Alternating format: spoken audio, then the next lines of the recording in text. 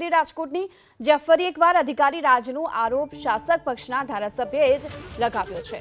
અધિકારી રાજ સામે સવાલ ઉઠાવ્યા છે। અશાંત ધારાના અમલીકરણ મુદ્દે ધારાસભ્ય દર્શિતા શાહે સવાલ ઉઠાવ્યા। અશાંત ધારો અમલી છે ત્યાં અધિકારીઓ અમલવારી ન કરાવતા હોવાનો આરોપ છે। 2022માં નવા વિસ્તારો ઉમેરવા માટેની રજૂઆત કરવા છતાં કોઈ કાર્યવાહી નથી કરાઈ। વોર્ડ નંબર 1, 2, 3 અને 8માં અશાંત ધારાનો ભંગ થતો હોવાનો ધારાસભ્યએ આરોપ લગાવ્યો છે। ધારાસભ્યએ કલેક્ટરને જવાબદારો સામે કડક કાર્યવાહીની કરી રજૂઆત। આ સાથે જ અશાંત ધારાનો ભંગ કરનારા સામે કડક કાર્યવાહીની પણ માંગ કરવામાં આવી છે। રાજકોટના ધારાસભ્ય ડોક્ટર દર્શિતાબેન શાહ આપણી સાથે છે। આપણે એમની સાથે વાત કરીશું કેમ કે જિલ્લા કલેક્ટરને તેમને અલગ અલગ વિસ્તારના અગ્રણીઓ સાથે રજૂઆત કરી છે।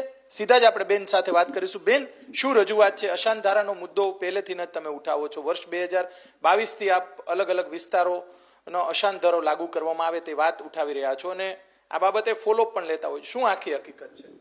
ગઈકાલે મારા મત વિસ્તારના તમામ અલગ અલગ વોર્ડના લોકો સાથે જિલ્લા કલેક્ટરશ્રીને અમે મળવા માટે ગયા હતા કે જે વિસ્તારમાં અશાંત ધારો લાગુ છે ત્યાં અશાંત ધારો લાગુ હોવા છતાં પણ કાયદાનું કડક અમલીકરણ થતું નથી, તો ત્યાં કાયદાનું કડક અમલીકરણ થાય। અમુક જગ્યાએ કાયદાનો ભંગ કરીને પણ લોકો ત્યાં અશાંત ધારાનો નિયમનું પાલન કરતા નથી, તો એ લોકો સામે પણ કડક કાર્યવાહી થાય એ સંદર્ભે અમે જિલ્લા કલેક્ટરશ્રીને રજૂઆત કરી છે અને એ બાબતે તાત્કાલિક કડક કાર્યવાહી કરવામાં આવે અને એમને નોટિસ આપી અને એની સામે ગંભીરતા લેવામાં આવે એ બાબતે અમે રજૂઆત કરી છે। કયો કયો વિસ્તાર છે અને કયા કયા વોર્ડ આવે છે ખાસ? અત્યારે ગઈકાલે અમે લોકો જ્યાં ગયા હતા ત્યાં જનરલી અમારો વોર્ડ નંબર 2 કે જેમાં ધ્રુવનગર, શ્રીજીનગર, એ બધો વિસ્તાર, બજરંગવાડી વિસ્તાર કે જે બધી જગ્યાએ અશાંત ધારો લાગુ છે છતાં પણ ત્યાં કાયદાનો ભંગ થાય છે, તો એ બધા વિસ્તારને લગત અમે રજૂઆત કરી હતી।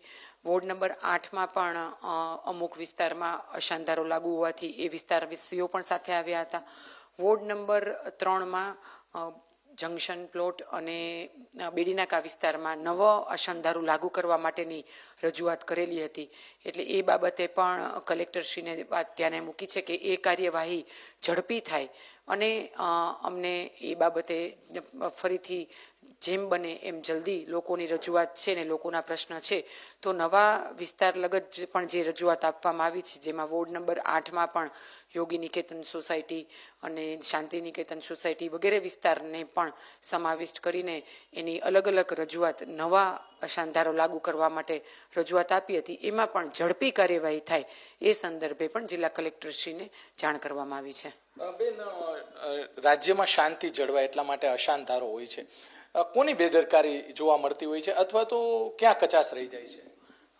બેદરકારીનો તો આપણે ન કહી શકીએ, પરંતુ અશાંત ધારાનો મુખ્ય ઉદ્દેશ એ હોય છે કે જ્યાં ભૂતકાળમાં કોમી રમખાણો થયા હોય કે કોમી હુલ્લડો થયા હોય એવા વિસ્તારમાં ભવિષ્યમાં આવું ન બને એ માટે થઈને જે તે વિસ્તારને અશાંત જાહેર કરવામાં આવ્યો હોય છે અને આ વિસ્તારમાં અશાંત જાહેર કરવાનો મુખ્ય ઉદ્દેશ જ આ હોય છે।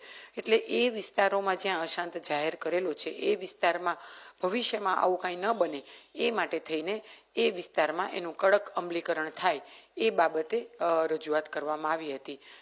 જિલ્લા સંકલન સમિતિમાં પણ દર વખતે હું આ અલગ અલગ વિસ્તારની જે રજૂઆત આવે એ દરેક રજૂઆત હું જિલ્લા સંકલન સમિતિમાં પણ દર વખતે કલેક્ટરશ્રીના ધ્યાને મૂકતી હોઉં છું અને એ બાબતે ઝડપી કાર્યવાહી થાય અને કડક કાર્યવાહી થાય એ સંદર્ભે એમને જાણ કરવામાં